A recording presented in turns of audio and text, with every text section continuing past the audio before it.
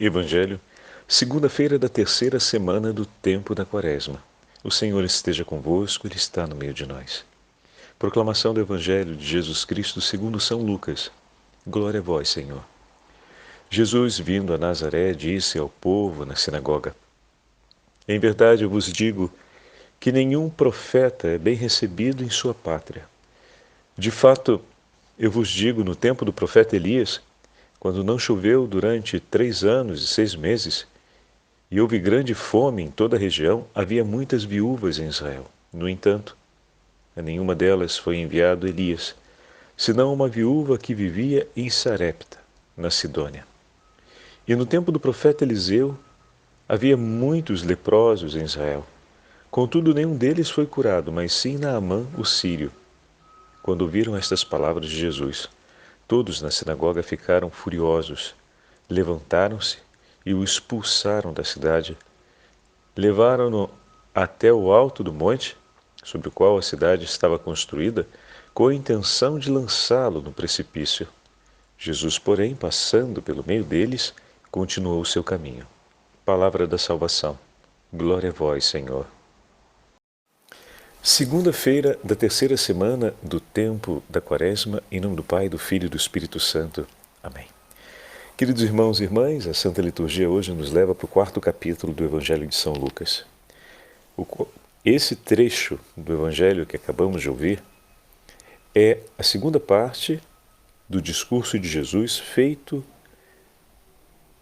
na sinagoga de Cafarnaum ao início de sua vida pública, na narrativa do Evangelho de São Lucas. Porque a Santa Liturgia nos apresenta ele na segunda-feira dessa terceira semana do tempo da Quaresma. Aqui, dentro do corpo do texto que acabamos de ouvir, já percebemos um paralelo com o Evangelho de ontem. Também temos 2 estrangeiros que são citados por Jesus. E o que eles têm em comum? Eles ouviram o apelo do Senhor e demonstraram uma atitude de hospitalidade que leva ao acolhimento da palavra de Deus, do mandato do Senhor, na figura da viúva de Naamã, que nós vamos ouvir daqui a pouquinho, um pouco mais sobre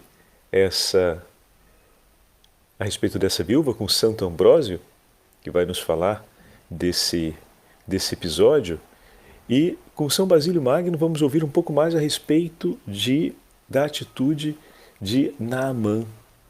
Naamã, que tinha um modo de pensar, ele que também era um estrangeiro, que foi ao encontro de Eliseu para pedir ao profeta, ao homem de Deus, que curasse a sua enfermidade. Ele tinha hanseníase. E naquele momento ele precisa confiar na palavra do profeta. E aconselhado pelos seus servos, ele que por um instante se rebela à simplicidade da palavra do profeta, que não se coloca diante dele dando maior excelência ao comando que vem de Deus, ou seja, Eliseu nem se apresenta diante dele, faz com que chegue até ele a voz, o anúncio. Não é pelo poder de Eliseu que ele realiza aquelas curas. Eliseu cura, Eliseu, melhor dizendo, acaba se tornando instrumento de Deus para aquela cura. A voz a ser ouvida, o Senhor que cura, é o Senhor Deus de Israel. Então, essa atitude de Eliseu, que nós poderíamos olhar como uma atitude inoportuna, né? Uma atitude de pouca hospitalidade, ele não se apresenta para receber, né? Na verdade, tem um valor enorme, porque Eliseu teve o cuidado de não se colocar entre Deus e aquele que o buscava, para que esse encontro pudesse acontecer, como falávamos ontem, em intimidade. Mas como assim, Padre Fábio?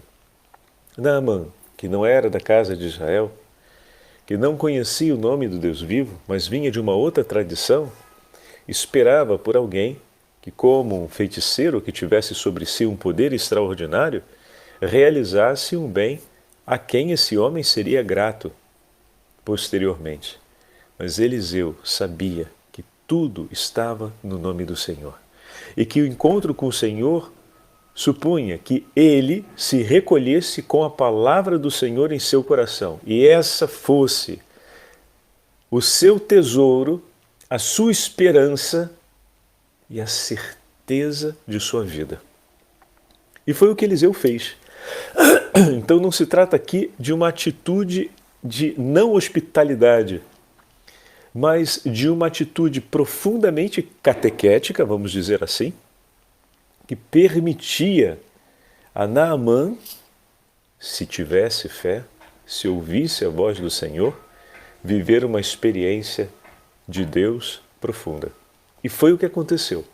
Mediado pela intercessão de seus servos que disseram: mas, meu Senhor, por que vais embora assim, cabisbaixo e com o coração cheio de raiva? Se o profeta tivesse dito para o Senhor para fazer uma coisa mirabolante, o Senhor teria feito. Ele só disse para o Senhor descer e se banhar 7 vezes nas águas do rio. E ele fala: mas em que os nossos rios são melhores do que esse? Mas os servos disseram: mas meu Senhor, prova, tenta, vai, cumpre. E ele, ouvindo humildemente a palavra de seus servos, desceu e ouviu a voz do profeta e obedeceu o que lhe foi dito da parte de Deus por meio do profeta. E escolheu não o seu parâmetro, não a sua justiça, não a sua forma de ver, mas escolheu aquilo que parecia que não fazia sentido, porque ele olhava para as águas, enquanto o Senhor falava que a cura vinha pela obediência. E ele pensava nas águas do rio.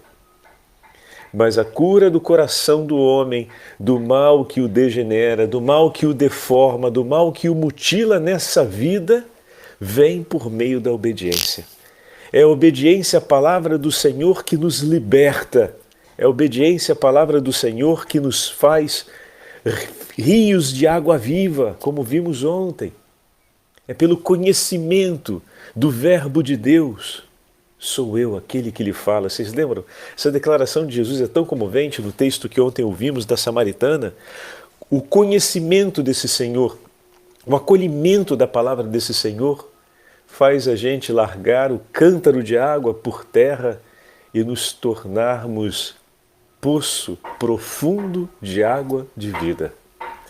Eis aqui o grande tesouro que Naamã, naquele momento, provou.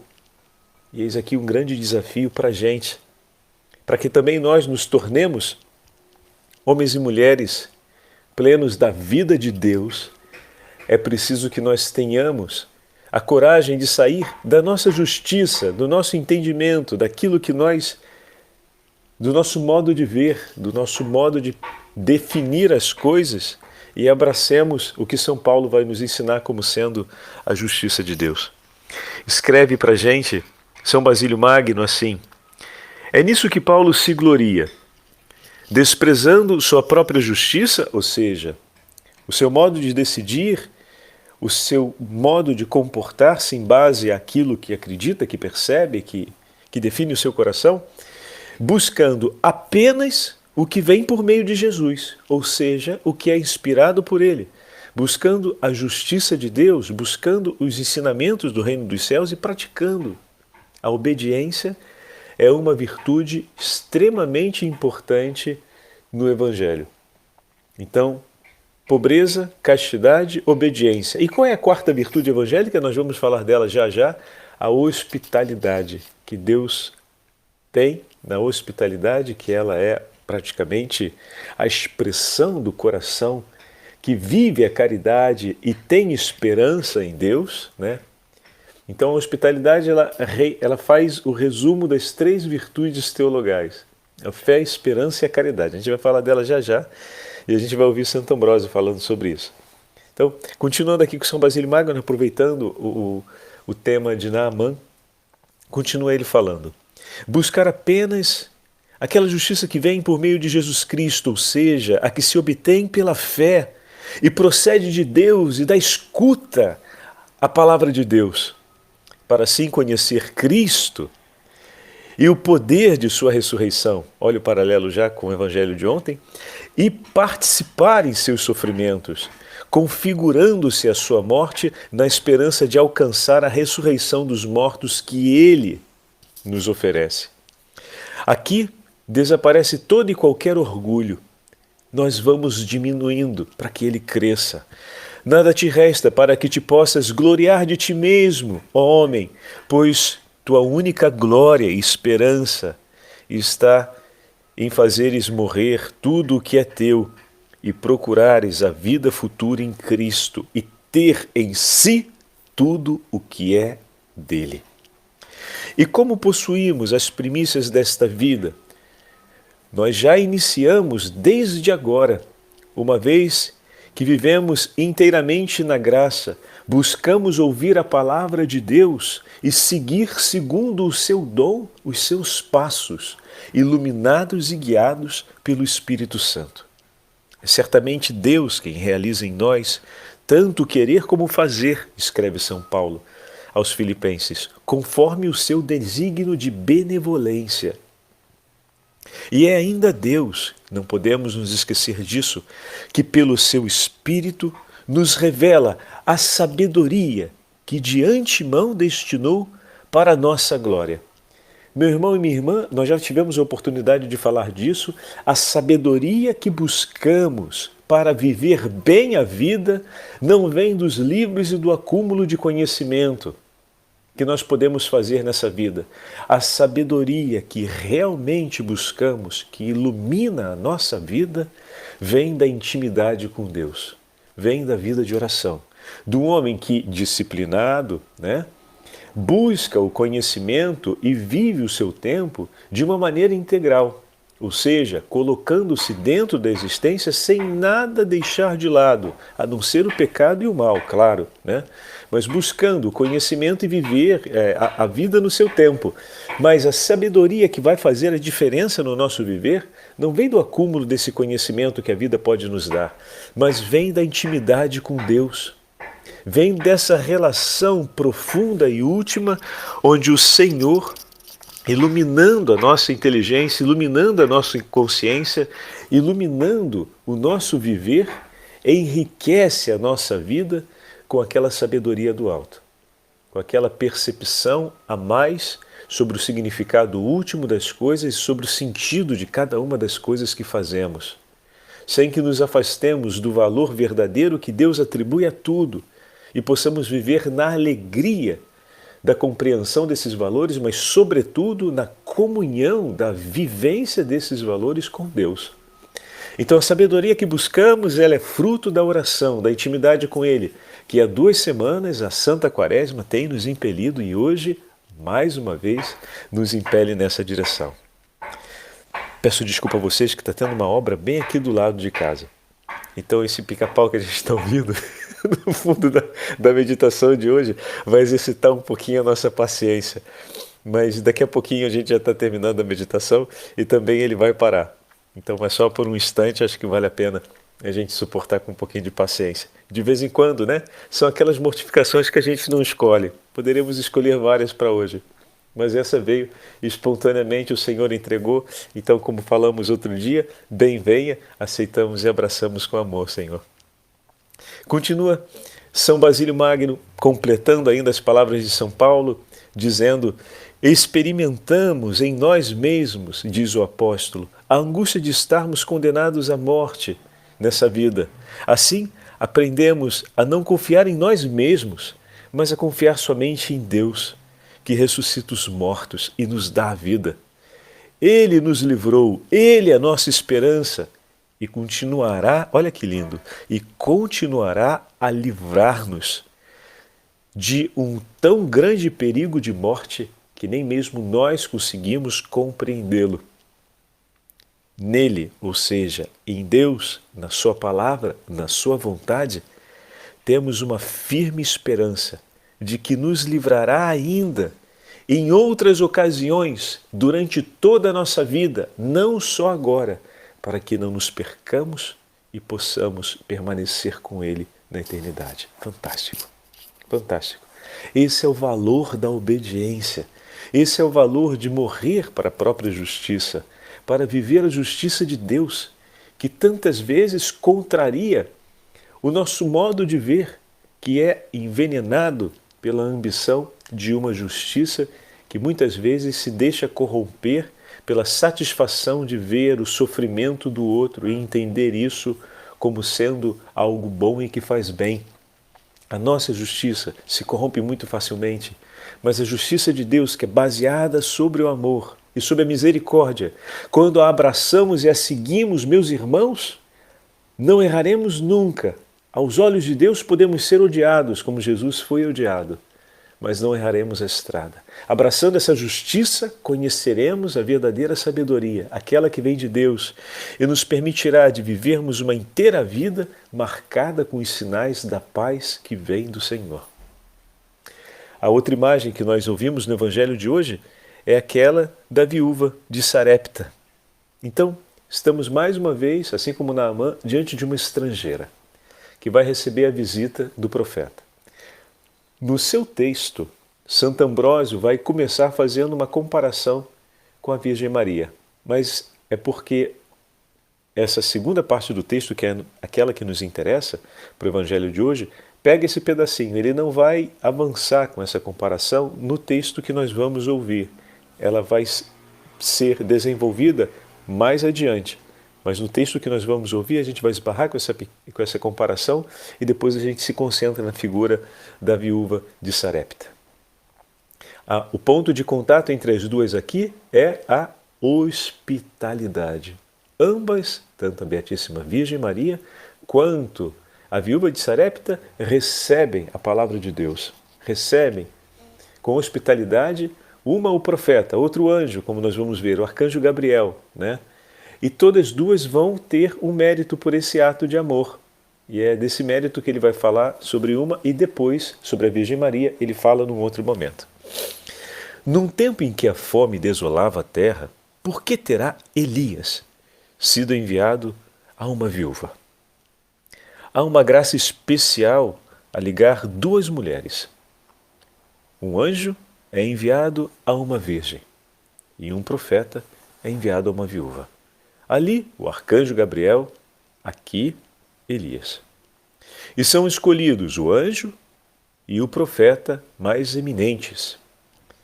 Mas a viuvez em si mesma não merece louvores, senão se lhe acrescentarem outras virtudes. Isso porque ele faz referência à virgindade, que em si já traz a virtude da pureza, né? Então, ele está falando, a viuvez não vai ter a virtude da pureza, porém, a pureza enquanto virgindade, porém, outras virtudes estão presentes. E agora ele vai fazer o louvor à hospitalidade, que é considerada pelos padres a quarta grande virtude evangélica. Na história não faltam viúvas, contudo, há uma que se distingue entre todas as outras e as exorta com o seu exemplo. Deus é particularmente sensível à hospitalidade. No Evangelho, promete uma recompensa eterna por um copo de água fresca. Aqui, a profusão infinita das suas riquezas por um pouco de farinha e uma medida de azeite que ela ofereceu ao profeta. Por que nos julgamos donos dos frutos da terra, quando a terra é uma oferenda perpétua de amor de Deus por nós? Veja, meus irmãos, invertemos, para nosso benefício, o sentido daquele mandamento universal.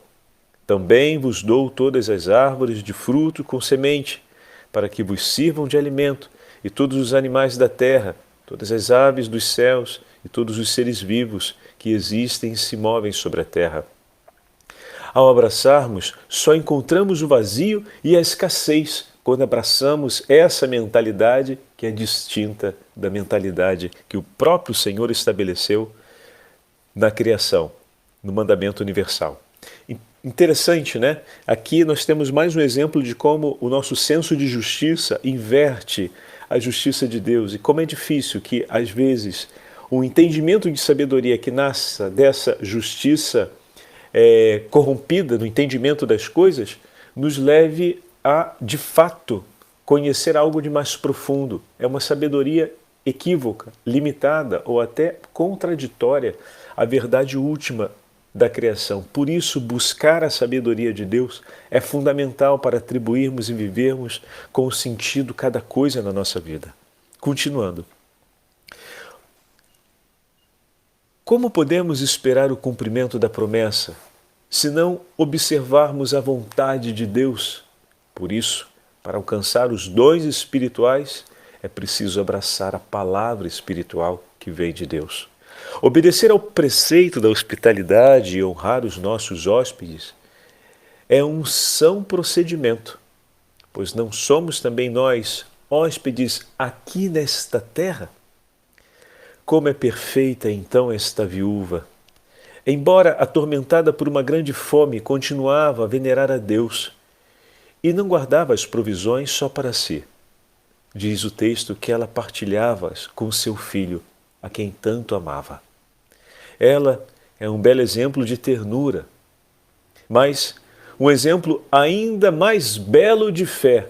Observem, pois esta mulher não deveria preferir ninguém a seu filho, a quem tanto amava, mas eis que coloca o profeta de Deus acima da sua própria vida. Reparai bem, caríssimo irmão, que não lhe deu apenas um pouco de farinha, mas ofereceu àquele forasteiro toda a sua subsistência, não ficando com nada para si e para seu filho. Assim como a sua hospitalidade a inspirou a uma doação total, assim também a sua fé em Deus a conduziu a uma confiança total. E o Senhor misericordioso e bom foi providente por ela e por seu filho durante todo aquele tempo de carestia. Se amando, entregou sua miséria e sua limitada materialidade nas mãos de Deus, Deus entregou a plenitude de sua vida por ela e abundou em seus bens para que ela pudesse viver e glorificar o seu santo nome. Peçamos ao Senhor a graça de também acolhermos a palavra de Deus e vivermos uma fé como a dessa viúva, a fé como de Naamã, que muitas vezes vai encontrar ainda o choque com a própria justiça, o próprio modo de pensar, mas eis que, com a ajuda daqueles que o Senhor coloca ao nosso lado, poderemos permanecer escolhendo sua palavra e que nos momentos de prova tão grande como esse que viveu a viúva de Sarepta, também o nosso coração possa escolher Deus e sua palavra e pela obediência e hospitalidade não deixemos de acolher nenhum daqueles que o Senhor traz até nós, a fim de que possamos praticar o amor com a qual o Senhor tem nos amado. E em comunhão com Ele e com o próximo, entraremos juntos nas alegrias da vida eterna. O Senhor esteja convosco, Ele está no meio de nós. Pela intercessão da Beatíssima Virgem Maria e pela intercessão de São José, abençoe-vos o Deus Todo-Poderoso, Pai, Filho e Espírito Santo. Amém.